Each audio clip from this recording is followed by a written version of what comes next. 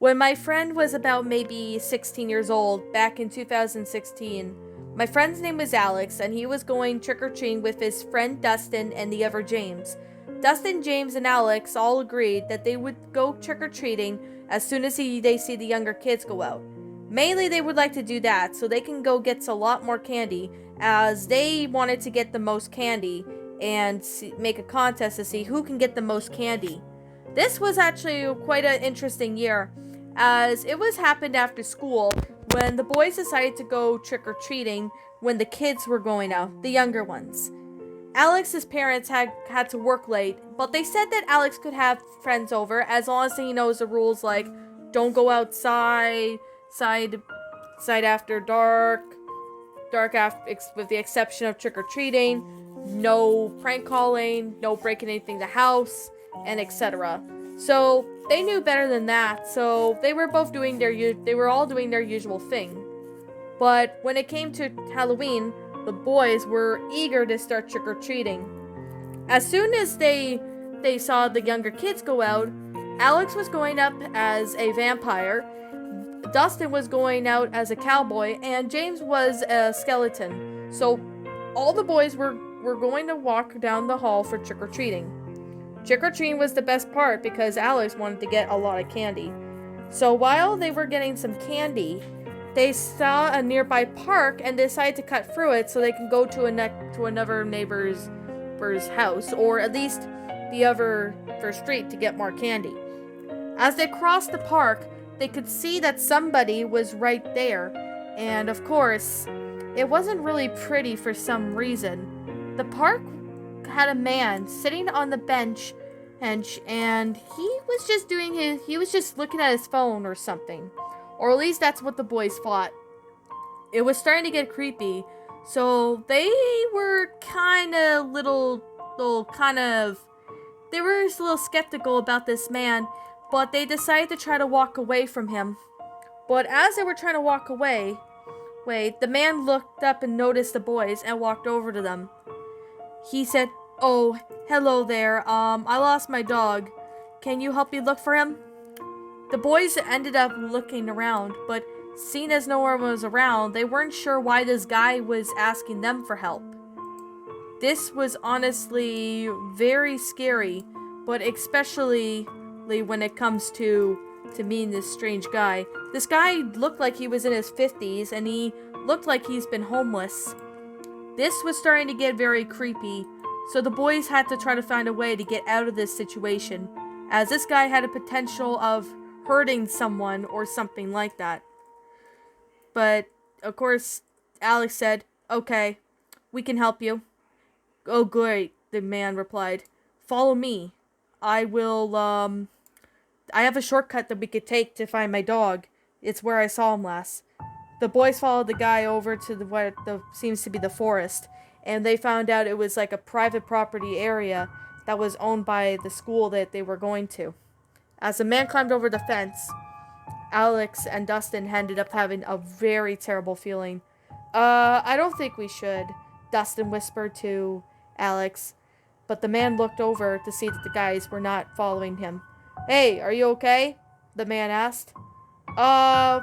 We're alright. Can you give us a few minutes? Just go. We'll catch up eventually," he said.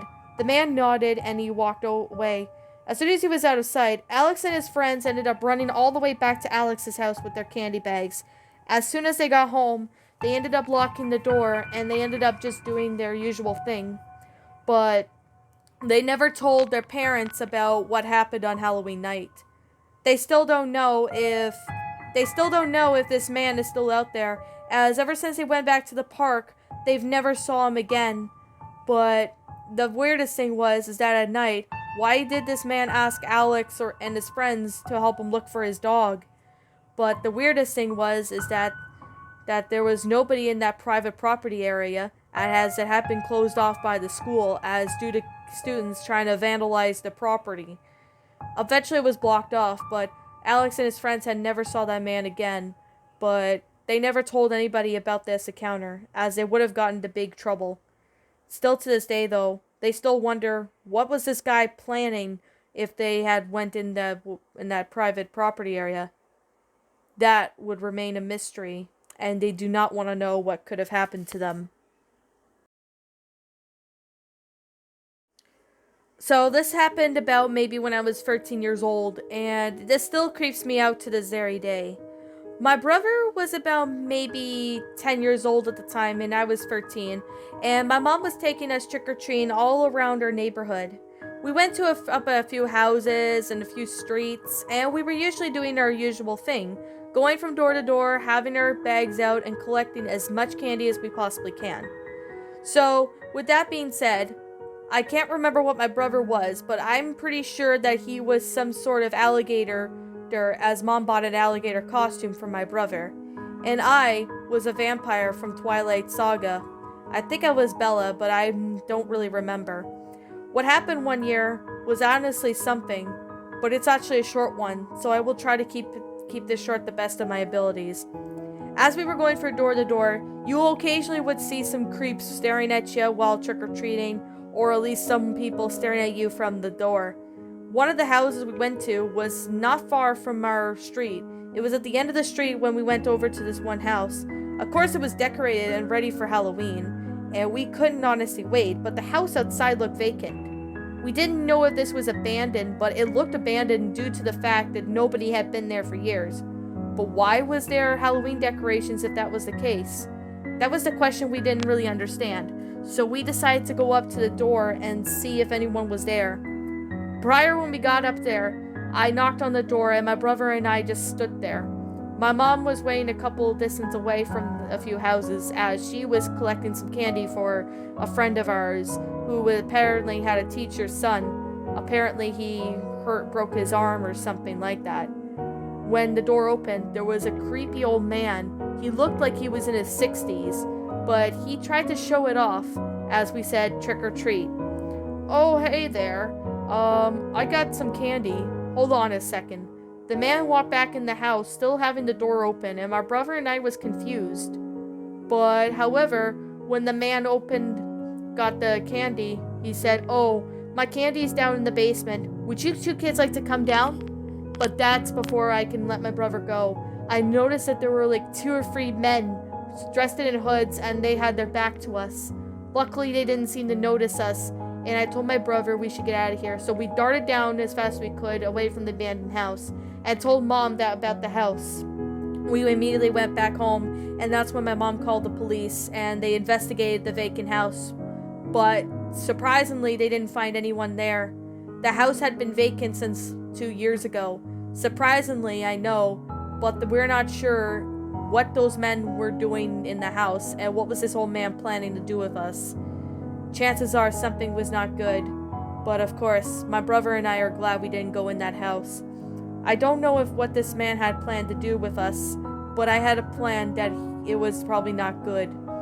Take my advice if you're trick-or-treating, and do not go into anyone else's houses on no circumstance except for your own. This would honestly save your life. Around sometime in 2017, on Halloween night, this happened to me and my friend Tyler. Now, to be completely honest, Tyler was about at least 18, and I was 19 at the time of this story. Tyler was gonna plan on going trick-or-treating with a bunch of his friends.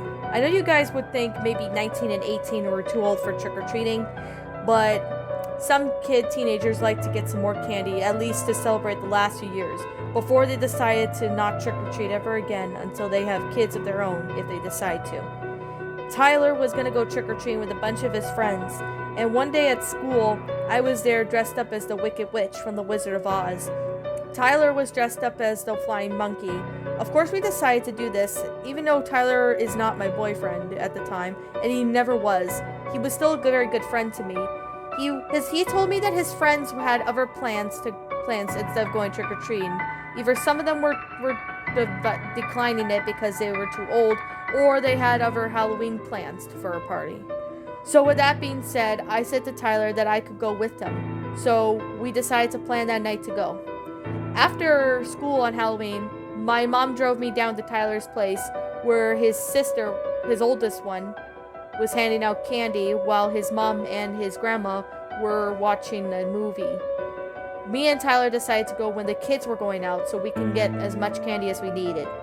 As we got some candy and stuff, we headed down towards all the houses. We went through a couple streets and ended up getting lots and lots of candy. As soon as our bags were full, we headed back to Tyler's house. We immediately started to open up some of our candy. Now, I usually check my candy, but this is when something started to happen. Tyler ate what seems to be a plastic bag full of chips. Now, with those kind of chips, I don't usually eat them. If they're not in their usual packaging, then I throw them out if they're in a Ziploc bag, as someone could have poisoned them or something. It is very hard to say. But Tyler ended up eating them anyway, even though I told him not to. I was just checking my candy and eating them when Tyler all of a sudden started feeling very sick. All of a sudden he ran up to the bathroom and started vomiting. He started vomiting so much that I ended up having to call his mom down. His older sister went down to see what happened, and that's when we found the almost vile digestive chips that were in the toilet. We immediately called a hospital, and they took Tyler to the emergency room. I ended up going home that night, but at least a couple of hours later, probably the next day, Tyler was not at school, and I got a text saying that the chips were poisoned. Someone had poisoned his chips, and he didn't even check them. This was even more scarier. We weren't sure what house that gave us these, but it might have been one of the creepiest houses with creeps down the road. I'm just glad Tyler is still alive to this very day, as this could have happened to anybody. I am really worried when it comes to checking candy. Just to be safe, if before you eat your candy after you go trick-or-treating, be sure you check them. And swear to God, if there are chips that are inside Ziploc bags, do not eat them whatever you do. It may just save your life. This was back in 2018 when my friend, which we'll call him Chris, was about maybe 16 years old. Chris was going to this Halloween party that his friend was hosting back in 2018. So, Chris was going to this Halloween party with a couple of his friends and his girlfriend, which we'll call her Diana. Diana was a sweet girlfriend to him, and he was really kind to her as well. So, Diana suggested Chris to go to this Halloween party, which he agrees to, and they were on their way to the Halloween party. However, the Halloween party was about a few minutes walk away from his house, as it was at a friend of his house. There were a lot of students from school, and even some from college, that Chris ended up walking in and talking to a couple of friends with Diana.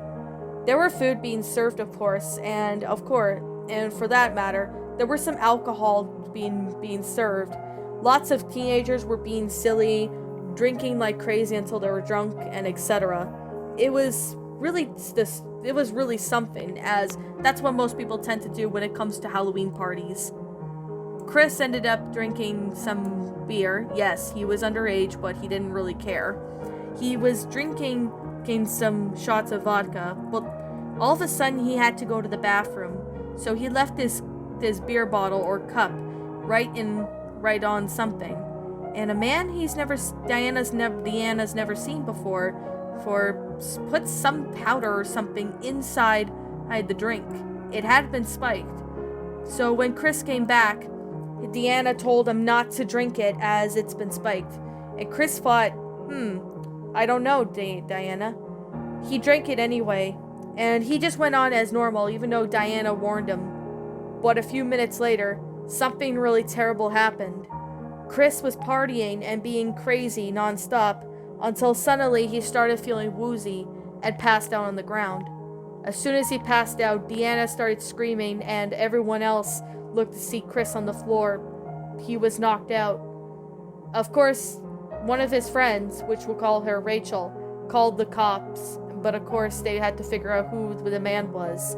Of course, one of the friends did describe him as he was not invited to the party, but he looked like an older man. They did give a brief description of what the man looked like, and Chris was sent to the hospital as soon as they called the ambulance.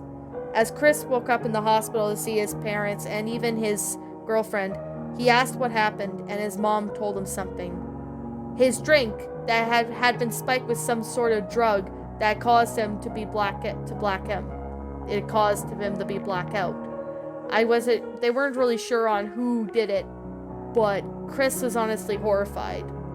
He did not know who or what spiked his drink, but he never went to a Halloween party again since then.